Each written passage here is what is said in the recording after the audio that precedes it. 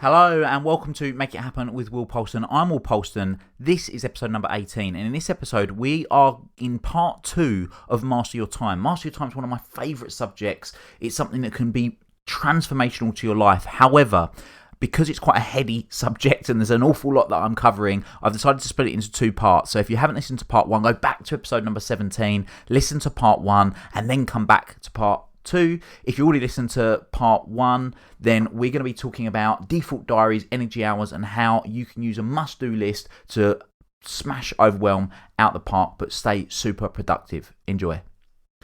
Now, the next thing that I want to talk about is something that is an absolute game changer for so many of my clients, and that is introducing a default diary. One of the most effective ways you can really make the most of your time is creating a default diary. Now, a default diary is kept separate from your actual diary, and what I ideally want to do is do this on like an Excel spreadsheet to start off with. Now, what you're doing in your default diary is you're creating entries for set times in your week where you're going to do certain things. So any repetitive tasks, anything that you do at least once a quarter. So when you did your big long list of all the tasks you do, anything you do at least once a quarter goes into a default diary, ideally electronically. So it would go, if you use sort of an Outlook or Google Calendars or Mac Calendar, it would go in your diary and it's just set up as a reoccurring task. And what you're doing is you're allocating time in your diary to do certain things. So for example, in that default diary, you're going to have things like your morning routine, driving to work, doing emails, having meetings, date night with your partner, going to the gym, getting ready. What else might you include? Certain types of work. So if you work for yourself, might know you have different types of work, like prospecting for clients, liaising with your existing clients, whatever it might be. We want to allocate time slots in your default diary to do this. Now, what's really important when you're setting your default diary is that you need to understand there's 2 types of time that go into your default diary. There's block time. Block time is time that you allocate to doing a particular task, but it isn't critical that you do it at that specific time. So things like going to the gym, it doesn't really matter what time I go to the gym. It doesn't really matter what time I do emails, but I just happen to know that on average, X amount of times a week, I'm spending an hour doing exercise.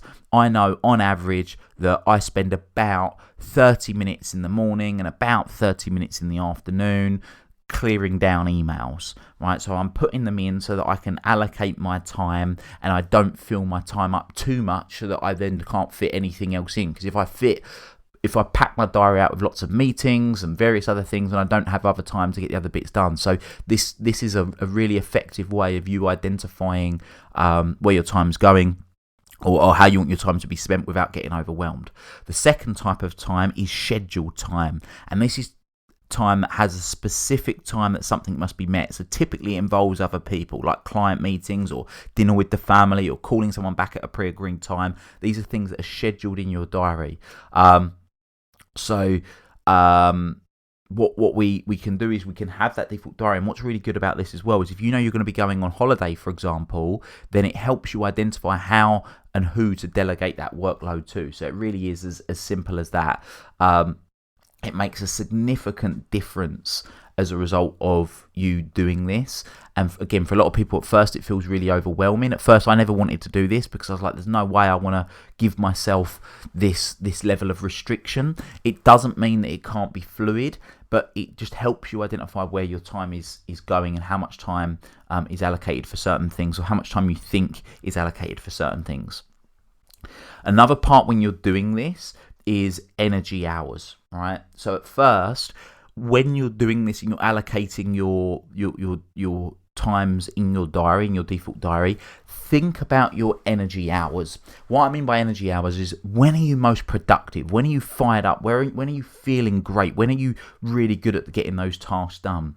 So one thing for me is that I'm quite good at getting emails done first thing in the morning, and really weirdly like late at night, like 8, 9, 10 o'clock at night. But if I need to do emails anytime from sort of 2 till 6, then what might take me 10 minutes or 15 minutes in the morning or late at night takes me sort of an hour, because I'm just in a mood where I don't really want to be where I don't really want to be doing those things. So it's not beneficial for me. So I'm really aware of my energy hours there. I know that I'm really creative in the morning, so I love writing blogs and writing content in the morning. That really works for me. So notice, where are you most productive, so you can be allocating your time into those. Now, the next part of this process, and this is something that a lot of people they don't do. Right, it's only the really committed people, the people that are really committed to mastering their time, are willing to do this next process. So if that's you, I congratulate you. If that's not you, that's okay. But the people that are really committed and the people that get the biggest breakthroughs are the ones that do this process I'm about to share with you. So the next process is creating a real-time diary for 2 weeks. So this is a diary that's broken down in Excel into 5-minute chunks. So from the moment you wake up to the moment you go to bed, you monitor your time every 5 minutes for 2 weeks. It's a really powerful process to see exactly where your time's going. This is hugely enlightening, because the things that you think take 5 or 10 minutes actually take 15 or 20.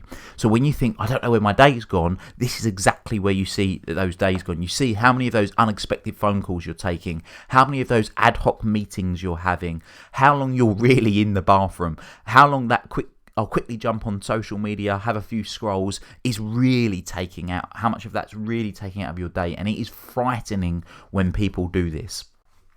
What I'm going to do for you, if you email info@make-it-happen.co.uk, one of my team will send you a default diary spreadsheet as a template, and they'll also send you a real-time diary spreadsheet as a template. So if you want to do this exercise, email info@make-it-happen.co.uk, and one of the team will send you these spreadsheets. The next thing I want to talk about is Parkinson's law. Now, Parkinson's law states that work expands to fill the time available for its completion. And this proverb was made by Cyril Parkinson, the famous British historian. And in 1955, it appeared in an article in The Economist, and it's what actually has become one of Parkinson's sort of most one of the things he's most known for, which is Parkinson's law, and it's the pursuit of progress. So what happened was, Parkinson worked for the British Civil Service, and he saw firsthand how bureaucracy ticks. Bureaucracy itself is a byproduct of our British culture, and thanks to the limiting belief that working harder is somehow better than working smarter and faster. So his law, work expands to the time available for its completion, means that if you give yourself a week to complete a 2-hour task, then psychologically speaking, the task will increase in complexity, it will become more daunting, and it will end up filling that whole week. It may even, it may be the case where you don't fill the whole week with extra time doing more work, but just the stress and the tension about having to get it done is going to occupy your mind for that week. So therefore, assigning the right amount of time to a task will mean that we gain back more time, and the task will actually reduce in complexity due to its natural state. So with this being the case, you could argue that if someone was able to assign a time limit to a certain task, then it would be it would be able to be completed within that time. So what I mean by that is, if you were to just say, right, well, I'm going to get an hour-long task to be done in a minute. It's going to be able to be done in a minute. That's not true. Yeah, it's an adage. It's not voodoo magic, and it works because people very, very often give tasks way longer than they need. Sometimes because they want a bit of leg room or a bit of buffer, but more often than not, in my experience of working with so many people on mastering their time, is they've got an inflated idea of how long the task's actually going to take to complete. So people don't become fully aware of how quickly tasks can be done and can be completed until they actually put it to the test. So a few ways that you can apply this is just whatever time frame that you think something needs to be done, just test it. Test yourself by cutting it down. Because quite often what you'll find is that you're typically adding the same extra time to all of your tasks. So you might be adding an extra 20% or an extra 50% on top of everything that needs to be done. So just start testing yourself by bringing the task forward so you get it done quicker, creating that accountability, creating that deadline for yourself. So one of the ways that you can do that, and it can help you do that, is utilizing something known as a must-do list. Now, I'm sure you, like many other people, have got a to-do list. But the idea of a must-do list is that it enables you to be more effective at prioritizing. So on your must-do list, you have all of your ad hoc tasks. So what I mean by ad hoc task is anything that isn't a reoccurring task that you do every day or every week, or even every month, because that would be in your default diary, which you transfer to an electronic calendar that just pops up in whatever electronic calendar system you use. And by the way, the reason that I talk about using an electronic calendar is so you don't have to constantly add it to your diary all the time, which again isn't you maximizing time. So we want to have all of your tasks. Now, first of all, when you set out your must-do list, you're going to have 6 subheadings. Now, you're going to start off with having the subheadings of income generating activities and non-income generating activities. So everything goes into 1 or 2 sections. These sections are like your quarantine areas where everything goes.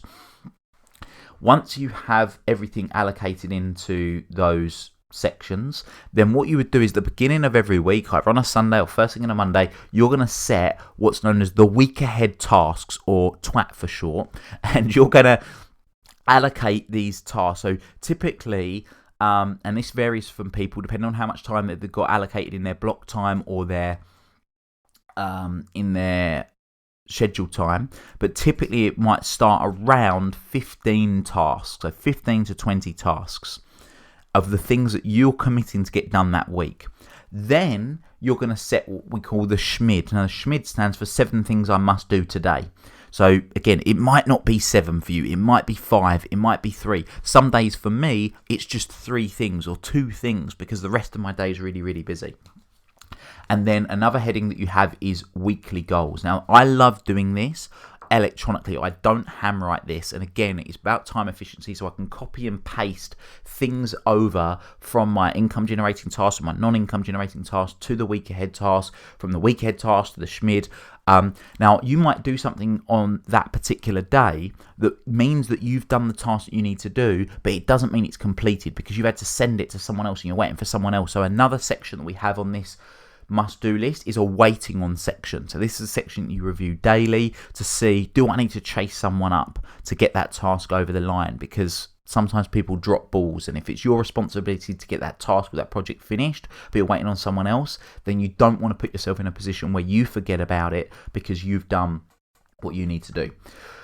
So that's the must-do list. Again, if you email make-it-happen.co.uk, I'll send you a template of this. The beauty of this list is it means you can get really, really productive. And the other beauty of it is that it means that you avoid overwhelm. A couple of easy ways that people get overwhelmed, and this might be you if you're listening to this, is they have lots of different tasks. They have their personal tasks, they have their professional tasks, they have their tasks with the family. You know, there's loads of different things. You want to have everything on one list. If anyone ever tells me they've got multiple lists, I instantly know they experience overwhelm significantly and normally quite often. And it's because if you've got 3 lists and you've got 3 things at number 1, how do you prioritize which one you do? This way you can actively prioritize your tasks in what you do. Another little golden nugget here is prioritize your day with the thing that's most important. So you might have your 7 things, but all of us will know that we've got one thing that if we achieve that one thing only, if we achieve that one thing and then got called out to an emergency or something significantly changed in our day, that by doing that one thing, we can feel that the day's been effective. Yeah, that's what we really want to do. Work with the attitude, right, what am I going to get from today rather than how am I going to get through the day? Really, really, really important part for you to consider there. So that pretty much rounds up Master Your Time. I hope this is something that you found beneficial. By applying these processes, you will have a significant change to what you're doing. You know, you will really, really benefit from what is happening here. And you'll gain a lot more time back and you'll be significantly more fulfilled. So I hope you found it useful. If you do have any questions, then feel free to ask me about them. You can do that by joining the Make It Happen community Facebook group and share how you've gained time back, how you feel much more fulfilled, how you feel more productive. If you've enjoyed this podcast and any of our other podcasts, I please would love for you to leave us a 5-star review if you deem it worthy. Leave a little review telling other people what you think about it. It helps them find the podcast and it helps more people be able to benefit from it. So it's been great. Listen to the next episode that will be coming out very soon. Until next time, make it happen. Thank you for listening to this episode of the Make It Happen with Will Polston podcast. Make sure you join Will's free Facebook group, the Make It Happen community. Please support the show by subscribing on iTunes, Spotify, Stitcher, SoundCloud or Google Play. Share this episode with at least one friend you think would benefit from it and give Will a 5-star review wherever you download your podcasts. Until next time, make it happen.